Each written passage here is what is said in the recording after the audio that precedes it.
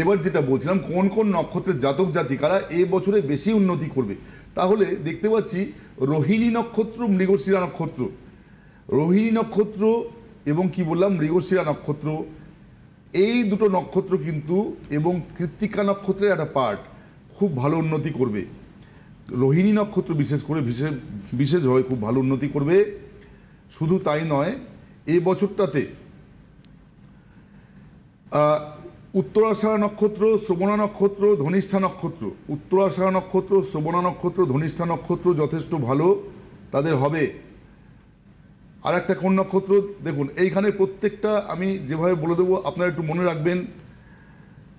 মৃগশিরা নক্ষত্র বলেছি, মৃগশিরা নক্ষত্রের সঙ্গে আদ্রা নক্ষত্র এবং তার সঙ্গে হচ্ছে পুনর্বসু নক্ষত্র, এই নক্ষত্রগুলো ভালো ফল করবে। তবে খুব বেশি ভালো ফল করবে রোহিণী নক্ষত্র আর মৃগশিরা নক্ষত্র, ঠিক আছে। আর ওদিকে বললাম কি উত্তরাষাঢ়া নক্ষত্র, শ্রবণা নক্ষত্র, ধনিষ্ঠা নক্ষত্র ভালো হওয়ার কথা, খুব ভালো হওয়ার কথা। তার সঙ্গে সঙ্গে বলে দিই, তার সঙ্গে সঙ্গে কিন্তু আপনাদের যারা এইখানে চিত্রা নক্ষত্র, স্বাতী নক্ষত্র, বিশাখা নক্ষত্র, এদেরও কিন্তু ভালো জায়গা দেখতে পাচ্ছি। চিত্রা নক্ষত্র, স্বাতী নক্ষত্র, বিশাখা নক্ষত্র এদেরও খুব ভালো দেখতে পাচ্ছি। কিন্তু খুব অসুবিধায় থাকবে যারা, অসুবিধার মধ্যে যারা থাকবে তারা হচ্ছে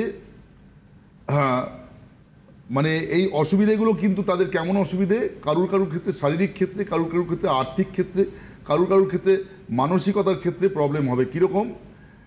একটা হচ্ছে মঘা নক্ষত্র, মঘা নক্ষত্র, পূর্ব ফাল্গুনী নক্ষত্র, উত্তর ফাল্গুনী নক্ষত্র, এরা একটু সমস্যায় থাকবে। কি বললাম? মঘা নক্ষত্র, পূর্ব ফাল্গুনী নক্ষত্র, উত্তর ফাল্গুনী নক্ষত্র এরা কিন্তু সমস্যায় থাকবে।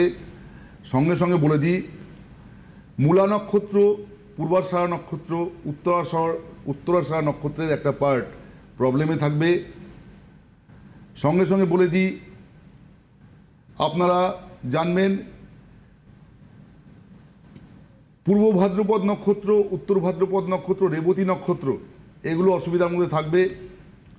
অশ্বিনী নক্ষত্র, ভরণী নক্ষত্র অসুবিধার মধ্যে থাকবে। আর কে থাকবে? শতভিষা নক্ষত্র, ধনিষ্ঠা নক্ষত্রের একটা পার্ট আর পূর্ব ভাদ্রপদ নক্ষত্র এরাও প্রবলেমের মধ্যে থাকবে। আর ভালো যেগুলো আমি সব বলে দিয়েছি। এই যে ভালো নক্ষত্র আমি যাদের কথা বললাম, রোহিণী নক্ষত্র, মৃগশিরা নক্ষত্র, এদিকে বলেছি চিত্রা নক্ষত্রের একটা পার্ট, চিত্রা নক্ষত্র, বিশেষ করে স্বাতী নক্ষত্র এবং তার সঙ্গে বিশাখা নক্ষত্র ভীষণ ভালো থাকবে।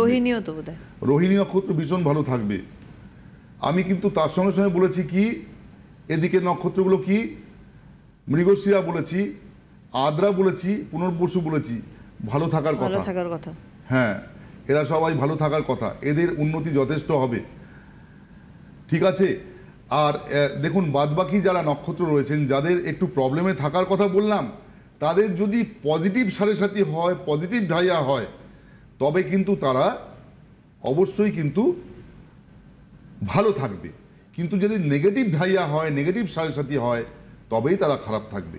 এইটা বুঝতে হবে আমি কি বলছি, এই কথাগুলোর মিনিং বুঝতে হবে। এই যারা অ্যাস্ট্রোলজিটা একটু আধটু বোঝেন তারা আমার কথা বুঝতে পারছেন, আর যারা বোঝেন না তারা অন্তত এইটুকু বোঝার চেষ্টা করুন যে যাদের যা নক্ষত্র রয়েছে সেই নক্ষত্রগুলোর উপর ধ্যান দেবেন। আর আমি বলবো যে এই বছরটা 2025টাতে এই যে নক্ষত্র আমি বললাম, যে নক্ষত্রের কথা বললাম, আপনারা প্রত্যেকেই চেষ্টা করবেন এবং A to Z এই 27টা নক্ষত্রই চেষ্টা করবেন, যারা ভালো মন্দ সব মিশিয়ে বলছি, প্রত্যেকে যদি এই বছরটায় চেষ্টা করেন যে বজরংবলী বা হনুমানজির পূজা করবেন, বাড়িতে প্রতিষ্ঠা করবেন যাদের নেই, আর যারা আছে তারা মঙ্গলবার করে চামেলি তেল, মেটে সিঁদুর এবং লাল জবা এবং হলুদ লাড্ডু, মুগের লাড্ডু বা হলুদ কালারের যে লাড্ডু হয় সেই লাড্ডু দেখবেন আপনারা ঠিক তুলসী পাতা সহযোগে যদি তাকে মানে দিয়ে পুজো, নৈবেদ্য দিয়ে পুজো দিতে পারেন তাহলে জানবেন। এবং গ্লাসের জলেও কিন্তু তুলসী পাতা দেবেন, অবশ্যই দেবেন। এবং প্রসাদের মধ্যেও যেখানে আপনি তাকে মানে নৈবেদ্য দিচ্ছেন সেখানেও কিন্তু তুলসী পাতা দেবেন, দিয়ে মেটে সিঁদুর, চামেলি তেল তার ডান চরণে বা চরণে দিয়ে কপালে দেবেন। এবং ডান হাতের এই অনামিকা দ্বারা আপনারা কিন্তু লাস্টে তার ডান চরণ থেকে আপনারা ছেলেদের জন্য বলছি, পুরুষ মানুষদের জন্য, তারা কপালে তিলক নেবেন, দেখবেন আপনারা অনেক ভালো থাকবেন। এবং যে কোনো কর্মে যাওয়ার সময় যাদের নক্ষত্রগুলো খারাপ বললাম, তারা চেষ্টা করবেন যে কোনো কর্মে যাওয়ার সময় সেই মঙ্গলবার দিন এই পুজো করার পরে বুধবার দিন চরণ থেকে একটি লাল ফুল নিয়ে কর্মে যেতে, তারা আপনারা অনেকটা বেটার থাকবেন, আপনাদের কাজগুলো অনেকটা সাকসেস হবে, শত্রুতাগুলো অনেকটা কমবে। ঠিক আছে, এনাকে বাড়ির হয় পূর্ব দিকে নইলে ঈশান কোণের উত্তরে বা পূর্ব দিকে স্থাপন করবেন, বা বাড়ির মেইন ডোরের ওপরে স্থাপন করবেন ভেতর দিকে, দেখবেন বাড়ির নেগেটিভিটি অনেক কেটে গেছে। ঠিক আছে।